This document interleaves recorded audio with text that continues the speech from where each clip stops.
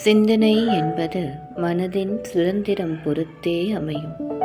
மனம் அது எந்தவித துன்பத்திலும் இன்பத்திலும் வீழாமல் நேர்கோட்டில் நிற்கையில்தான் சிந்தனை பிறக்கும்.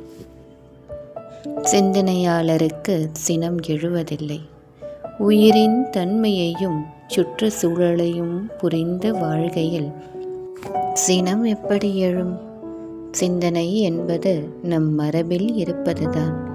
ஆனால் காலப்போக்கில் பணத்திற்காகவும் புகழுக்காகவும் தன்னலத்திற்காகவும் இயந்திரமாய் மாறி போகின்றோம்.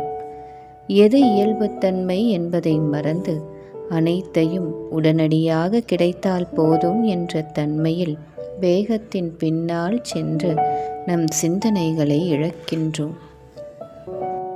இக்காலத்தில் வீட்டு உணவை தவிர்க்கின்றோம்.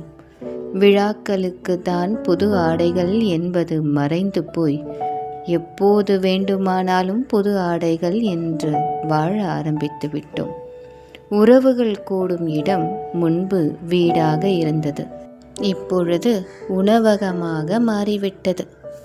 வீட்டில் செய்யும் சமையல் முறை முதல் வெளியில் சாப்பிடும் உணவு வகைகள் வரை உறவுகளுடன் பழகும் விதமும் அனைத்தும் வேகத்தின் அடிப்படையில் ஓடிக்கொண்டே இருக்கின்றது.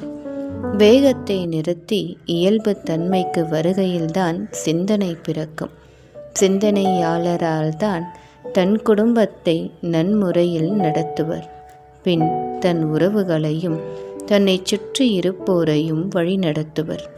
பின் சமூகமும் அவர்களை பார்த்து கற்றுக்கொண்டு வாழ ஆரம்பிக்கும்.